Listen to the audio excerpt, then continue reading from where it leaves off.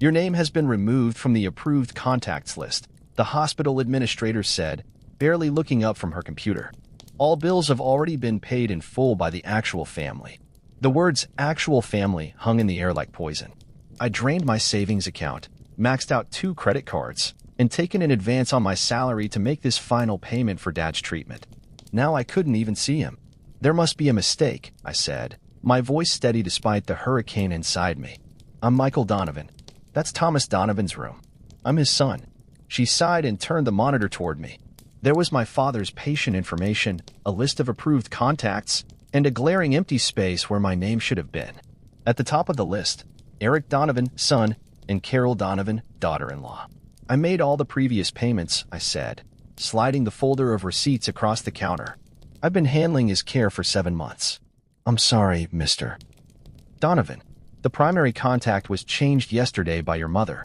Only family members on this list can access the patient or his information. She handed back my check with perfectly manicured fingers. Perhaps you should call your brother.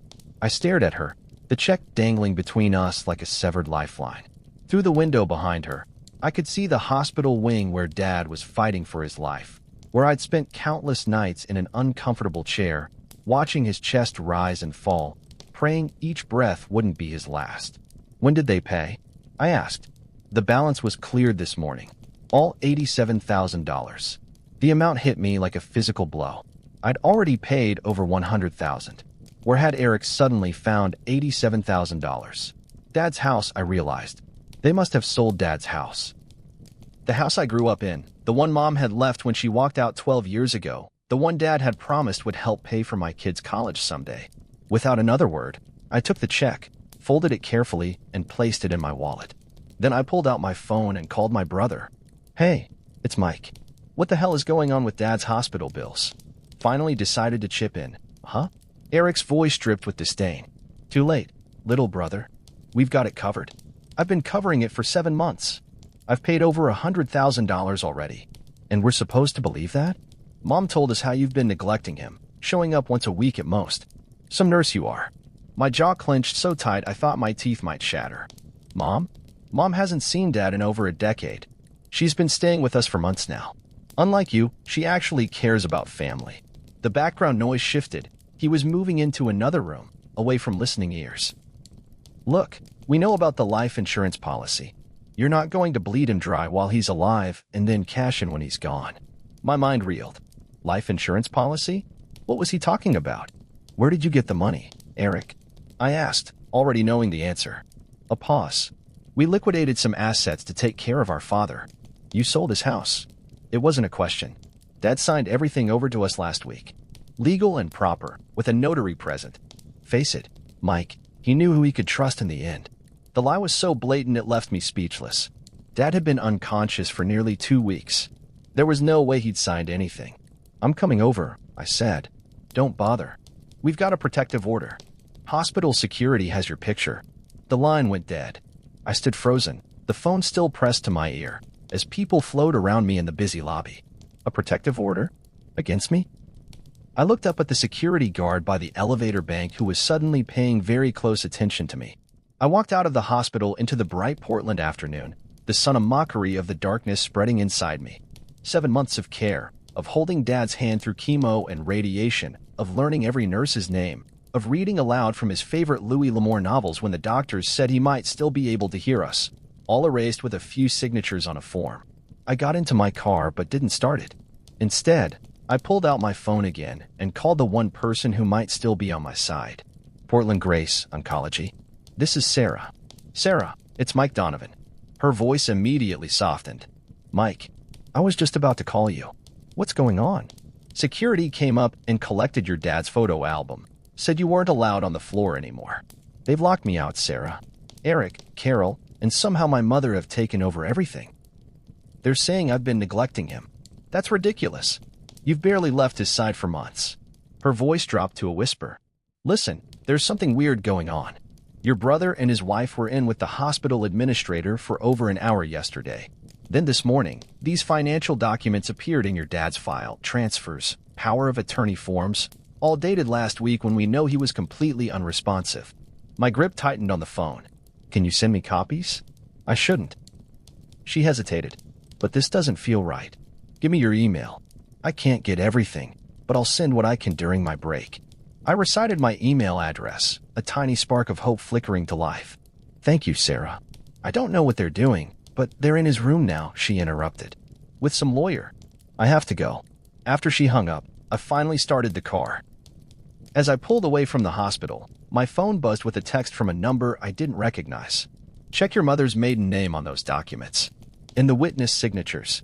As I drove straight to my apartment, mind racing. Mom's maiden name was Sullivan, but she'd always hated it, her alcoholic father's name. She'd legally changed it to her mother's maiden name, Bennett, after the divorce. Anyone who knew her, really knew her, would know she'd never used Sullivan on a legal document.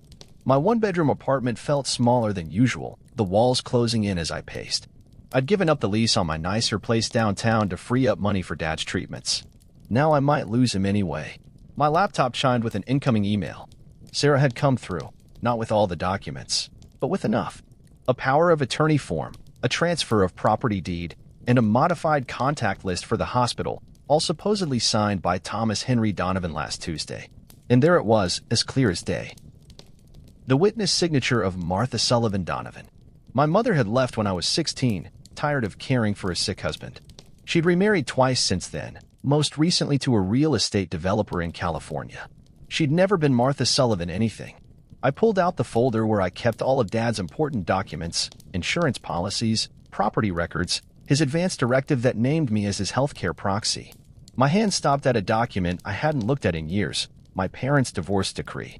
I flipped to the signature page, where Martha Bennett Donovan had signed her name, the handwriting as familiar as my own. Holding the divorce decree next to the new power of attorney, the difference was obvious. Not just the wrong maiden name, the entire signature was forged. Pearly. I was still comparing the documents when my phone rang. Flo, my younger sister, calling from her college in Eugene. Mike, what's going on? Mom just called me saying you've been stealing Dad's medicine and selling it? That you've been banned from the hospital? It's all lies, Flo, I said, relief flooding through me at her confused tone rather than accusatory one. When did Mom even contact you? Yesterday, out of nowhere. I haven't heard from her in like 2 years, and suddenly she's all concerned about Dad? And saying you've gone off the deep end. Flo's voice trembled. I told her it sounded crazy, but then Eric called too, and he mentioned Dad's life insurance policy. What policy? Everyone keeps mentioning this, but I've never seen it in any of his papers. The one for $300,000 that names you as the sole beneficiary, apparently. Eric said that's why you've been keeping Dad alive and suffering, to avoid having the policy canceled if you withdrew care. The accusation was so monstrous it took my breath away. Dad had been fighting with everything he had. The doctors had been hopeful about this last round of treatment. The idea that I would prolong his suffering for money made me physically ill. There is no policy, I said. But even as the words left my mouth, a memory surfaced. Dad, a year ago, before his diagnosis, mentioning over beers that he'd finally gotten that paperwork sorted out. I'd assumed he meant his will, which left the house to all 3 of us kids equally. I don't know what's real anymore, Flo said, but I've booked a flight home for tomorrow. Don't do anything crazy until I get there, okay? They've sold Dad's house, Flo, while he's been unconscious, with forged signatures. Silence stretched between us. That's not possible. The house is all of ours. Dad's will. Well, doesn't matter if they've transferred the property while he's still alive. And they've locked me out of the hospital with a protection order, claiming I'm dangerous. That's insane. You've been killing yourself working extra shifts to pay for his treatment. You're a freaking nurse. Can you try to get in to see him? They won't have banned you. At least not yet. I'll be there by noon tomorrow. Just hang on until then. After we hung up, I sat staring at the documents, a cold fury crystallizing inside me. 7 months of crushing medical debt, of watching Dad fight through the most aggressive treatments modern medicine could devise, of coming home to an empty apartment too exhausted to even eat. All while Eric and Carol had visited maybe 4 times total, always full of excuses about their busy lives in Seattle. And now they'd erased me, not just from the hospital records, but from Dad's life. They were going to let him die thinking I'd abandoned him too. I opened my laptop and searched for the records of every payment I'd made to Portland Grace Hospital since Dad's diagnosis. My bank statements showed the withdrawals. Regular, massive drains that had emptied my savings and maxed out my credit. I'd even taken out a second mortgage on my small condo, which I'd had to sell at a loss when the payments became too much. Then I searched my email for Dad's advance directive, which I'd helped him update just 2 months before his diagnosis. There it was, naming me, Michael Thomas Donovan, as his healthcare proxy, with full power to make medical decisions if he became incapacitated. A document that should have superseded anything they'd forged last week. My phone buzzed with another text from Sarah. Your brother's wife just demanded all your dad's personal items. Said you stole some jewelry from the house last time you were there. Security is involved now. I texted back quickly. I haven't been to the house in weeks. Been staying at the hospital. I know. Everyone on the floor knows. What about your dad's phone? Did you have that? Dad's phone. I'd kept it charged by his bed so he could see messages from friends and family when he was having better days. Had they taken that too? They have it now, Sarah texted. But I saw him recording something the day before he lost consciousness. He was very insistent about it. Made me promise not to let anyone take his phone before you saw whatever it was. My heart raced. Dad had left me a message? Can you get it? I texted. Already tried. Phone's locked, and they've got it now. But he backed things up religiously to that cloud service you set up for him. You should check there. Dad's iCloud account. Of course. I'd set it up to automatically back up his photos and videos after he'd lost all his fishing trip pictures when his old phone took a swim in the Columbia River. I grabbed my laptop and navigated to the iCloud login page. Dad's username was easy, Tommy D 1949, the same thing he used for everything. But the password?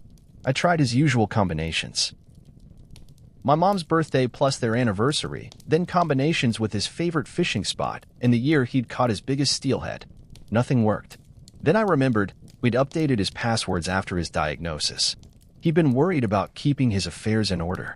Make it something only you would know, he'd said. In case I'm not thinking straight and need you to handle things. Our first Lakers game, I whispered, the memory suddenly vivid. 1997, Section 217, Row 8, Seats 3 and 4.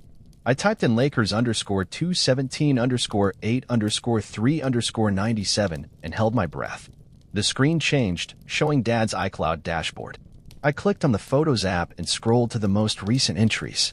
There, dated exactly 2 weeks ago, the day before Dad had slipped into unconsciousness, was a video titled, For Mike, Watch Alone.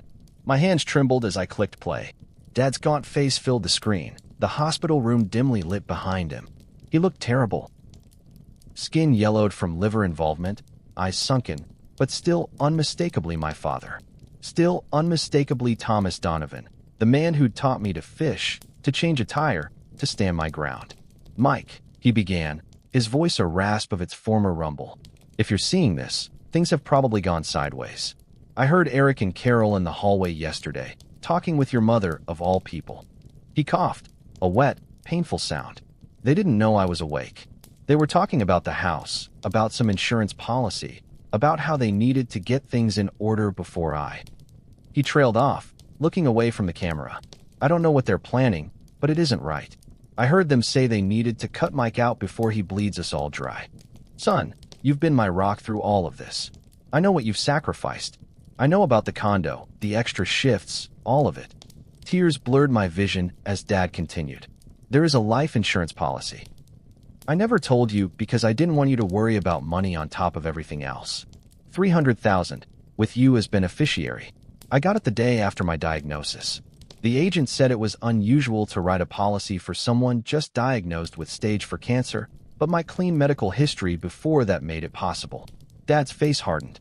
I think they found out about it somehow. And the house. Mike, I would never cut you out. You know that, right? The house is for all 3 of you kids, just like my will says. He leaned closer to the camera, his voice dropping to a whisper. I've hidden something for you. Remember where we used to keep the emergency cash before your mom left? It's there. Papers you might need. And Mike, a fit of coughing overtook him, and when he recovered, there was blood on the tissue he held. Mike, whatever happens, know I'm proud of you. You're twice the man your brother will ever be. Fight for what's yours. I love you, son. The video ended, freezing on Dad's exhausted face, his eyes full of a father's love. I sat in stunned silence, tears streaming down my face. Then, with shaking hands, I downloaded the video to my laptop and backed it up to my own cloud account. The emergency cache. When I was a kid, Dad had kept a small stash of money hidden in a fake electrical outlet in the kitchen, behind the coffee maker. Just in case, he'd always said. After Mom left, and it was just the three of us kids with Dad, he'd shown me where it was the man of the house now sharing a secret with his oldest son. I checked the time, 7:13 p.m. If Eric and Carol were still at the hospital with their lawyer, the house might be empty. I had to get there before they cleared everything out, or worse, before they found whatever Dad had hidden for me. I texted Sarah, "Thank you. I found what I needed. We'll update you tomorrow." Then I grabbed my keys and headed out, determination replacing despair with every mile that brought me closer to my childhood home. The house looked exactly as it always had, modest but well-maintained craftsman with the big oak tree Dad had planted the year I was born now towering over the front yard. Eric's Mercedes was gone from the driveway, confirming my hope that they were still at the hospital. I still had my key, but I hesitated before using it. If they'd filed a protection order against me, entering the house might be considered breaking and entering, despite having lived there off and on for most of my life.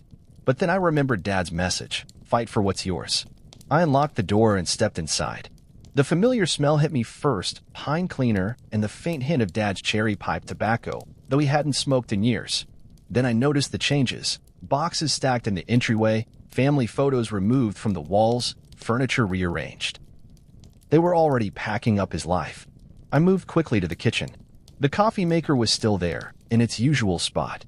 I pulled it away from the wall and found the fake outlet. Its slightly off-color plastic visible only if you knew to look for it. I pried it open with my fingernail.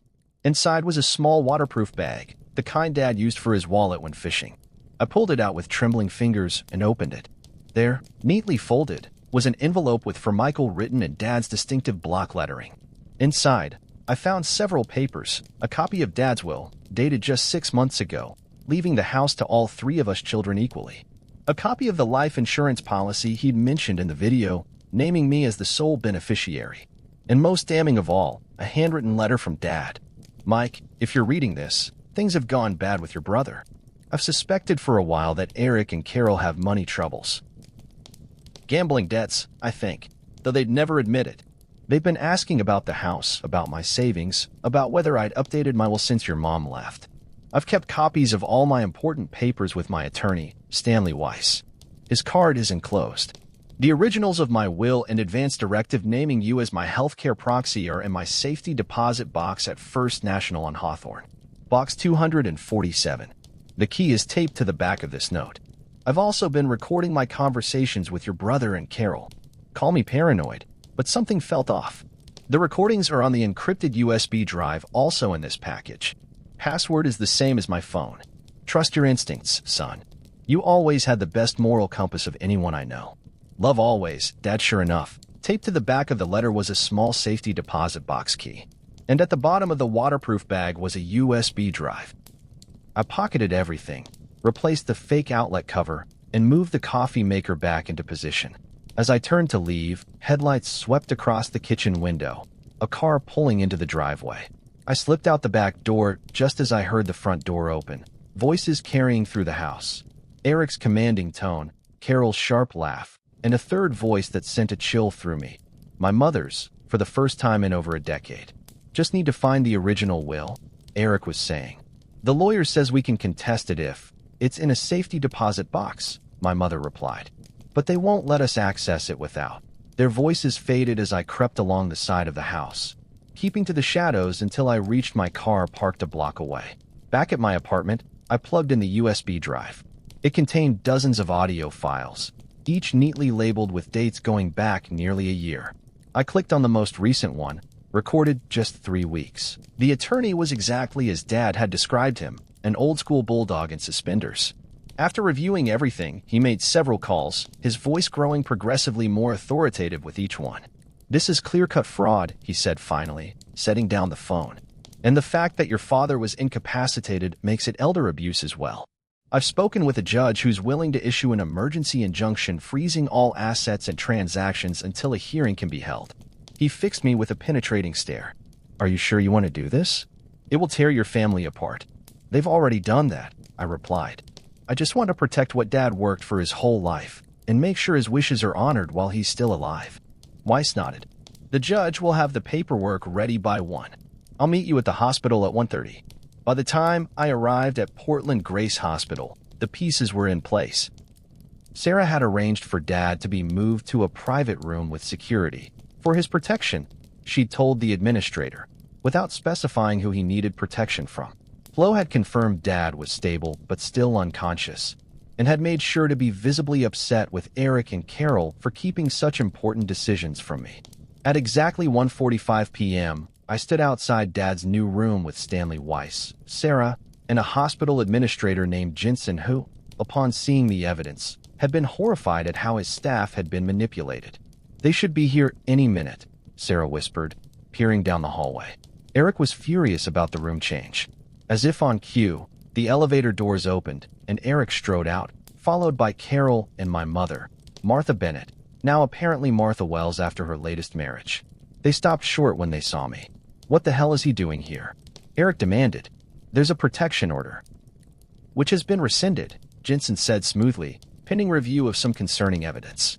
He gestured to the small conference room across from Dad's room. Shall we discuss this privately? Eric's face flushed, but he nodded curtly and followed Jensen into the room. Carol and my mother trailed behind, both shooting venomous looks my way.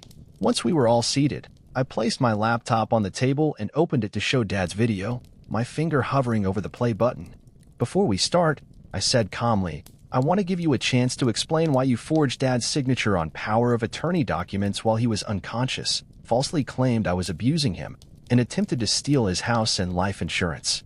Eric's face went from red to white in an instant. That's ridiculous. Dad signed everything willingly? Tell him, Mom. My mother nodded, her Botoxed face barely moving. Thomas was very clear about his wishes. He didn't want Michael involved anymore. Interesting, I said, turning the laptop toward them. Because Dad recorded this message the day before he lost consciousness. I pressed play, as Dad's voice filled the room, weak but unmistakable, describing exactly what he'd overheard them planning. The blood drained from all three faces. When the video ended, I continued, I also have these. I pulled out the papers from Dad's hiding spot. The original copies of his will and advance directive, naming me as his healthcare proxy. And this, I set the USB drive on the table. Recordings Dad made of your conversations planning this whole thing. Would you like to hear yourselves discussing how to forge his signature? Or should we skip to where you talk about changing his life insurance beneficiary after he dies? Eric lunged across the table, grabbing for the USB drive, but Weiss was faster, snatching it away and passing it to Jensen. That's private property, Eric shouted. Actually, Weiss said, his voice frosty, it's evidence in what appears to be a case of attempted fraud, elder abuse, and possibly conspiracy. I've already filed for an emergency injunction freezing all of Thomas Donovan's assets and invalidating any transfers made in the last month. You can't do that, Carol protested, her voice shrill. We have bills to pay. Your gambling debts, you mean? I asked quietly. Carol flinched as if I'd slapped her. Eric's face contorted with rage. You self-righteous prick, he spat, playing the devoted son while Dad withered away. You think those treatments were helping? They were torturing him. We were trying to give him peace. By stealing his house. By cutting me out of his life. I shook my head. Dad wanted those treatments. He was fighting until the end. You just couldn't wait to cash in. My mother stood abruptly. This is ridiculous. I'm leaving. Actually, Mrs. Wells, Jensen said, there's the matter of the falsified hospital forms. Using a maiden name you legally changed decades ago to avoid detection? That shows clear intent to deceive. She sank back into her chair, suddenly looking every one of her 63 years. I turned to Sarah. How's Dad doing today? She smiled slightly. Stable. And there was some response to stimuli this morning. A good sign. What? Eric looked genuinely shocked. But the doctors said that he might never regain consciousness. Yes, Sarah finished. But patients surprise us all the time, especially when they have something to fight for. I stood up, gathering my evidence. Here's what's going to happen. The fraudulent power of attorney is invalidated as of now. I'm resuming my role as Dad's healthcare proxy, as he intended. The house remains as stated in his will, divided equally among the three of us after he's gone. The life insurance policy remains as Dad set it up. I looked each of them in the eye. And you three are going to leave this hospital and not come back unless I'm present. You can't keep us from our father, Eric protested. Actually, he can, Weiss interjected. As healthcare proxy, Michael has full authority over visitation. I'd suggest cooperating, unless you'd prefer I contact the district attorney about pressing charges. The fight seemed to drain out of Eric all at once. He stared at the table, shoulders slumped in defeat. You've ruined us, Carol whispered. No, I replied, surprised at how calm I felt. You did that yourselves. I walked out of the conference room and across the hall to Dad's room. Flo was sitting by his bed, holding his hand and talking softly to him. She looked up as I entered, her eyes questioning. I nodded. It's done. I took the chair on the other side of Dad's bed and gently took his free hand in mine. His skin was paper-thin, blue veins visible beneath the surface, but still warm. Still alive. I'm here, Dad, I said softly. I'm not going anywhere. His fingers twitched in mine, just the slightest pressure, but enough. Enough to know he heard me. Enough to know we'd won. Outside the room, I could hear Eric and Carol arguing with Jensen, my mother's cold voice cutting through their protests. But it all seemed distant now, unimportant. What mattered was here, in this room, my father, still fighting, my sister, finally seeing the truth, and me, no longer carrying the weight of it all alone. I leaned forward and whispered in Dad's ear, I found what you left me. We're going to be okay. I squeezed his hand gently. You can rest now. I've got this. Dad's monitor showed a slight increase in heart rate. Acknowledgement. I chose to believe. Recognition that his son had fought for him, just as he'd fought for us our whole lives. In that moment, I felt something I hadn't experienced in the 7 months since Dad's diagnosis. Peace. Not the false peace of denial or the temporary peace of exhaustion, but the real peace that comes from standing your ground and protecting what matters. We had a long road ahead. Dad's recovery was far from certain, and the legal fallout from Eric's actions would take months to sort through. But for the first time, I wasn't carrying that burden alone. I looked across at Flo, who gave me a watery smile. We did it, she whispered. No, I corrected gently. Dad did. He knew who to trust. The last debt had been paid. Not the hospital bill I'd come with that morning, but the deeper debt between a father and son. The debt of trust, of faith, of standing up for each other when it matters most. Dad's fingers twitched again in mine, and this time, I was sure it was a squeeze. Let me know your thoughts in the comments below.